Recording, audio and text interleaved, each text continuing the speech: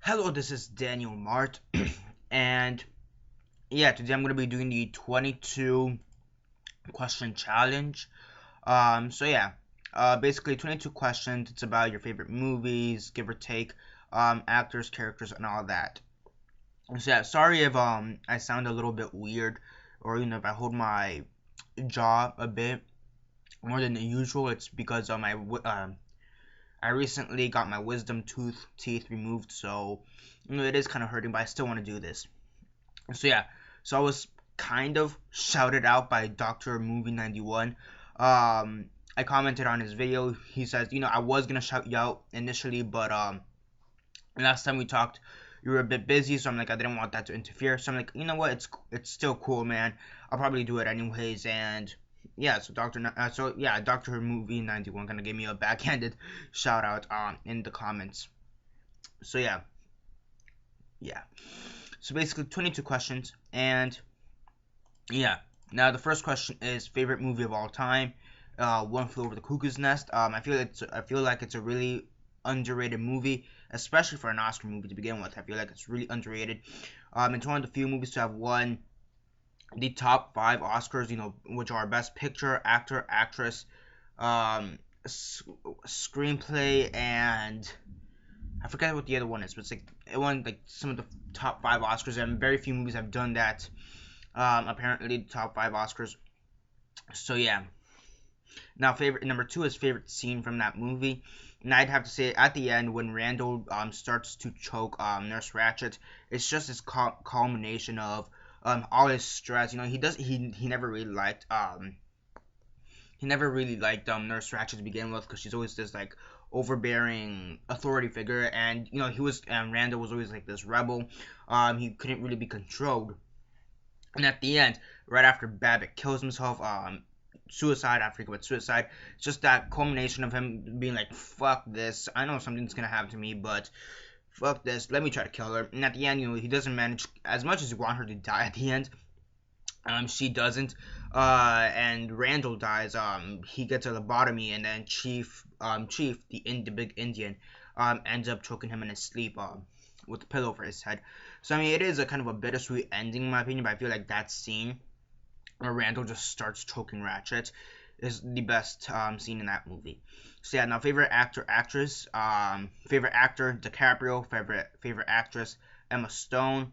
So yeah, like both of them. I really like both of them. I mean, there are other ones I could mention, but if I have to say my favorite actor and actress, Leonardo DiCaprio is my favorite actor. Emma Stone is my favorite actress. Number four, most annoying actor actress. For number four, I chose two actors and two actresses because it was kind of hard to decide. For the actresses, I'm gonna go with Rebel Wilson and Katherine Heigl. I just do not like them at all. I find them really annoying. Katherine Heigl does not know how to act at all, in my opinion. She's not really funny, but she's just really annoying. Rebel Wilson, she can act slightly better than Katherine Heigl, but she's just really annoying, and she's like Melissa McCarthy in that way that all the jokes that revolve around her are about her weight. The only difference is that Melissa McCarthy is actually somewhat enjoyable in my opinion, whereas Rebel Wilson is just kind of annoying. Now, as for most annoying actor, I'd have to say Adam Devine. He doesn't really annoy me. He's actually a pretty decent actor in my opinion, but he just has one of those faces that you just want to punch every single time. He's got a really punchable face, as weird as that sounds. So yeah, I mean his face annoys me, not his acting style. He's actually a pretty decent actor, and he has pretty good comedic timing in my opinion. It's just that his face annoys me the way he looks. And then another annoying actor, which many people are gonna be surprised about, but that is Jonah Hill. I just do not care about Jonah Hill. I find him really annoying. Um, I will say I will say that after having watched Wolf of Wall Street, for example, I have gained more respect for him as an actor. But for the most part, I just find him really annoying, really stupid, really extra. To be honest, I just find him like aside from like Wolf of Wall Street, I don't really see what's the big hype around him. I don't really find him that funny. I just find him more annoying if anything. Best director or favorite director, Martin Scorsese, great director. Wolf of Wall Street, one of the few movies that actually made me like or respect Jonah Hill to some extent. To begin with, Like here, I'm sure Jonah Hill is a great guy. I just don't find him. I just don't. I don't find him Oscar worthy to begin with, and I don't find him like even comedy worthy, like in Superbad or whatever. I don't see the hype around him, but whatever. Best director Martin Scorsese. So many great movies. Wolf of Wall Street. The Aviator. Yeah, The Aviator. Kings of Comedy. Shutter Island. Uh, Sorry about that. He's done so many great movies. Taxi Driver, Casino, Goodfellas. So many great movies. Martin Scorsese has to be my favorite director of all time. Favorite guilty pleasure movie? Howard the Duck. Yeah, that's got to be my favorite guilty pleasure movie of all time. It's got to be Howard the Duck. I like that cameo he had in Guardians of the Galaxy at the end. So yeah, favorite tearjerker.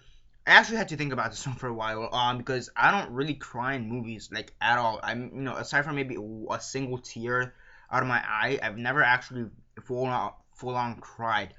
So really I had to think of which movie made me the saddest after watching it. And that would have to be 12 Years a Slave. It made me really sad. With what happened to him, the fact that he had to struggle through all that, the fact that slavery to begin with. The fact that slavery was even a thing to begin with was kind of infuriating. And yeah, I think that has to be my favorite tearjerker. I've never cried in a movie aside from maybe a single tear, but I've never like full on cried. So I'd have to go with 12 Years a Slave. Sorry. Number 8, movie character that scared you the most. Again, I kind of had to think about this one. I kind of had because for the most part, from like most of the answers I'm hearing, many people say that the character that scared them the most, they normally watched them when they were a child, when they were younger, and I really didn't watch many horror movies when I was a child. I didn't start watching horror movies till maybe I was like 12, 13, maybe 14 years old. So I really had to think about this one, and I'd have to go with Norman Bates just because of how much of a psychological menace he is, and I have to say Norman Bates is probably the scariest movie character I've ever seen.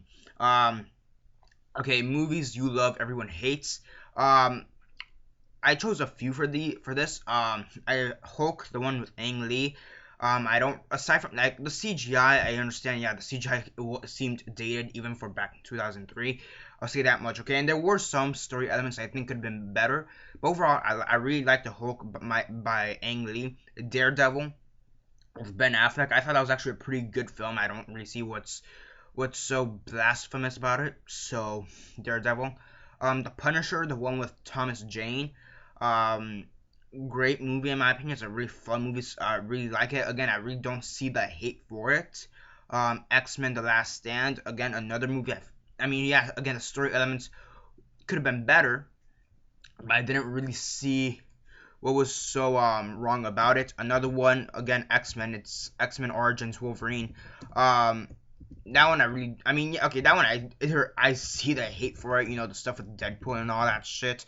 I definitely see the hate for it, and I definitely do respect why you hate it. But for me, I still find it enjoyable. And then the only one that's not comic book movie, and it's kind of like a lover hates type of situation, and that will have to be Unfriended. Came out last year. It's a horror movie where it's like it's like a video camera, if you know what I mean. I did a review for it, and yeah, it's one of those movies that you either love it or hate it, and I actually really liked it. So yeah, so those are the movies that I like, that most people hate. So just to go over them again, it's Hulk from 2003 by Ang Lee, Daredevil, The Punisher, X-Men: The Last Stand, X-Men Origins, Wolverine, Unfriended, and before I forget, I almost forgot this one, R.I.P.D., another one. I don't understand the hate behind R.I.P.D. I really like it, so yeah, R.I.P.D., I almost forgot about that one. I wrote it down here, I just forgot to say it. So yeah, R.I.P.D. I don't really see the hate for that one. So yeah, now on the flip side, number 10, movies I hate that most people love. Okay, I'm gonna go with one that it's like either like it or you hate it kind of situation. That is My Sister's Keeper with Cameron Diaz. It was kind of going for like this Oscar worthy performance. It was like Oscar bait, and I don't think it ever got to the Oscars. I don't think the Oscars paid attention to it, but a lot of people actually really enjoyed it, or really thought it was actually at least a decent movie. I just do not give a shit about it, in my opinion. Um, I just do not care about it. It is dumb. It is melodramatic as fuck.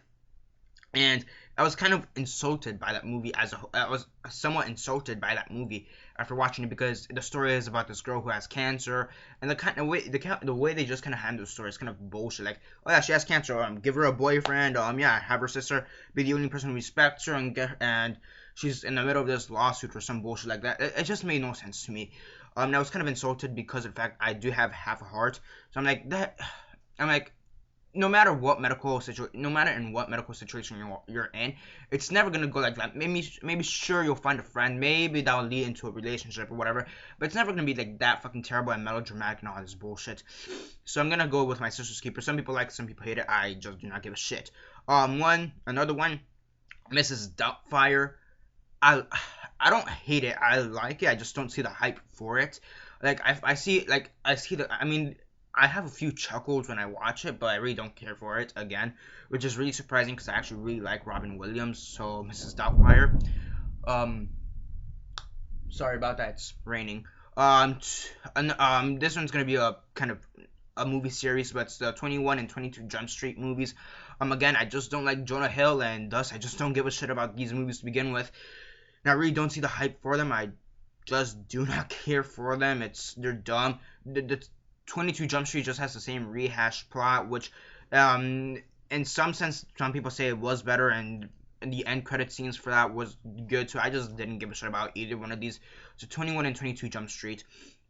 The Lego movie, I didn't get it at all. It just seemed like one huge commercial for Legos. The original Robocop, I don't hate it. I like it. I just don't see the hype for it. So for the original RoboCop with Peter Weller, I felt like his performance there was bland, and I know he was portraying a robot, but I mean in the RoboCop from 2014, which I like more in my opinion, I felt like the Toby Kebbell, I think, was the actor for the 2014 RoboCop. I felt like he actually tried to give some personality into that robot. And whereas the Peter Weller from the original one just didn't really give a shit, was kind of like, where's my paycheck? Where's my paycheck? So it just seemed kind of bland for me. And the one that I'm definitely going to get the most shit for is Mad Max, the original Mad Max from like 1979. Many people say that's one of the best action movies of all time. That's one of the best kidnapping movies of all time, or whatever the fuck. Post-apocalyptic. I mean, I don't see it. Straight up, I do not see it. Like, all the action comes in within like the last 20 minutes, give or take, of the film, in my opinion, and none of it's really memorable. And you can't really side with Max in the movie, in my opinion. He can just kill some guy at random, in my opinion, and it made no sense. So I'd go with Mad Max. So yeah, so movies I hate and most people love is Mad Max, the original one, Lego Movie, the original RoboCop, My Sister's Keeper, 21 and 22 Jump Street, and Mrs. Doubtfire.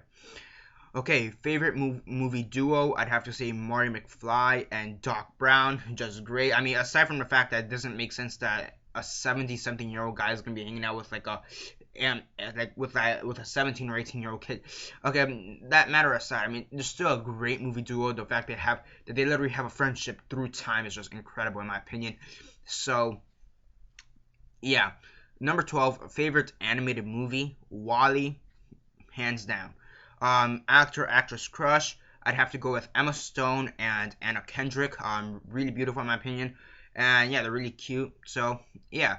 Favorite movie villain, Norman Bates, same reason as before, because, you know, he's just manipulative and the way his brain is.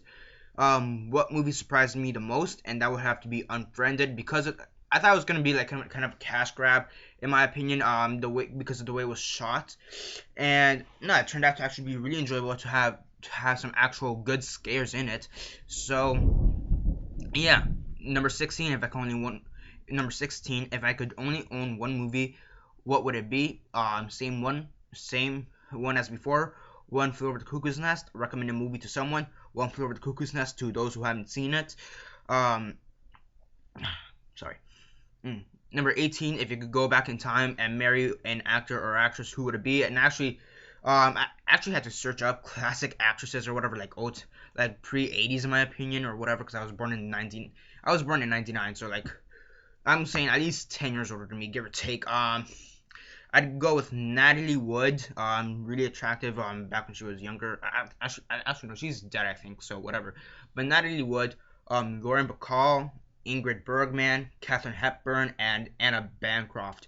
So yeah, all really attractive. Anna Bancroft. If you've seen The Graduates, you know exactly what I mean. Um, Katherine Hepburn. I've always thought of her to be beautiful. Same thing with Natalie Wood. I just want to make sure she was a person because I had I was thinking of an actress, but I couldn't tell which one it is, and it turned out to be Natalie Wood. So yeah, Lauren Bacall, yeah, she's pretty beautiful, and so is Ingrid Bergman. Remake that you wish had never been made. Poltergeist, I suppose. I mean, there's not really that many remakes I'd say are an abomination. Actually, no, Poltergeist and maybe Vacation are probably the biggest remake abominations thus far. And even after that, I wouldn't say I liked it. I just thought Poltergeist. Yeah, it's a movie. It was made. I don't really care for it. I mean, I didn't really care for the first one. Um, so I really don't care for the remake. So there's that. Vacation, the one from last year. So yeah, I mean, there are some other ones people would say like the Psycho from 1990, you know, or the Ghostbusters movies that's coming out later this year. But I haven't seen those movies, so if I have to choose a few, I'd go with Poltergeist or Poltergeist, whatever, and Vacation. Number 20, About to Die, can only watch one movie. What is it? One Flew Over the Cuckoo's Nest. Number 21, what is your favorite movie genre, and what is your favorite movie from that genre? So I wouldn't say, I don't really know how to say this movie genre because it's not exactly like a specified genre, but basically, it's like against the man or against the system, like those types of movies where you have a person or a group of people and they're trying to go against the system or against the man, trying to go against social norms, and sometimes they succeed, sometimes they fail. I mean, normally they succeed, but sometimes they do fail. And some of my favorite movies from that genre, I'd go with One Flew Over the Cuckoo's Nest because you have Randall versus Ratchet and the authoritative power of the asylum ward or of the mental institution, so I'd go with that. To Kill a Mockingbird because you have Atticus Finch, who's basically going against racism as a whole. Mr. Smith Goes to Washington because you have Jefferson Smith, and he's being accused of money laundering, and he's like, you know what, fuck this, no I'm not, and he proves his point in like a 24-hour filibuster, give or take. And Schindler's List, again, kind of similar to Kill a Mockingbird, in which it's against racism or technically religionism because it's Jewish. Yeah, I mean, at the end, he succeeds. He manages to save a bunch of Jews at the end. So, yeah, I mean, overall, great movies, and that's my favorite genre, I suppose, against the man or against the system. And, yeah, number 22, what is the first movie you remember watching in theaters? So, very fast, it wasn't in theaters, but the first movie I remember watching as a whole is Titanic, okay? The one with Leonardo DiCaprio, and that's one of the reasons why he's my favorite actor. Because I watched Titanic at such a young age. So I'd have to say that it wasn't in theaters. My dad had it on DVD or VHS or whatever. I remember watching that, and I really just loved it. So, yeah, but in theaters, the first movie I remember watching in theaters was Herbie Fully Loaded. The one with Lindsay Lohan. I remember watching that when I was a kid. I remember there's this hospital scene, and I also remember there's like this other scene in the garage where I think right after Herbie's getting repaired or some shit like that. I have the movie. I have it in my collection. I just haven't gotten around to watch it. A few other movies I remember watching as a kid. As I said before, Titanic, but that was on DVD or VHS or whatever.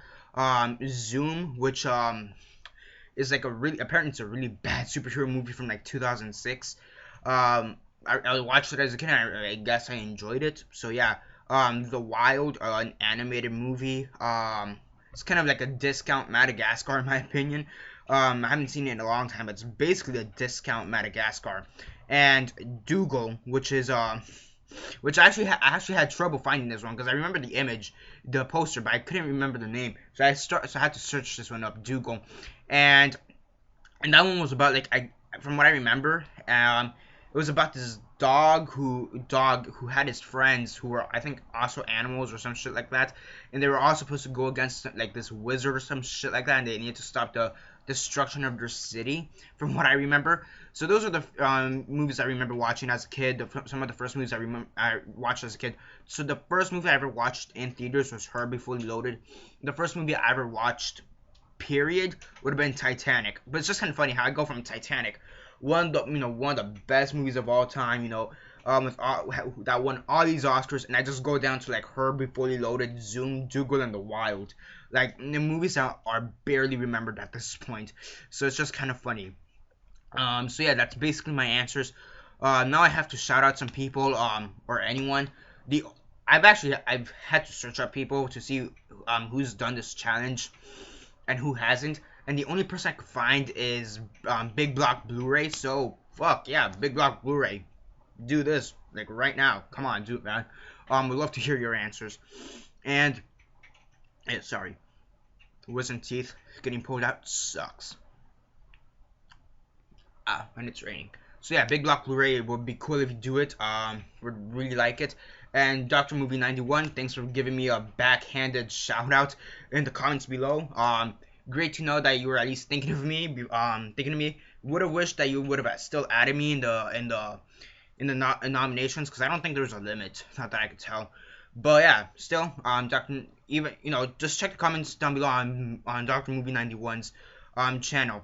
He said it right there. So yeah, hopefully, Dr. Movie 91, hopefully everything's good with you. Same thing with Big Block Blu-ray. Again, I'm shouting out Big Block Blu-ray. Yeah. And yeah, that's basically it for now. This is Daniel Mart. Subscribe, comment down below, like the video, share on Facebook, Twitter, MySpace, or whatever you guys prefer. I'll leave a link down below for Dr. Movie 91's 22 question challenge video.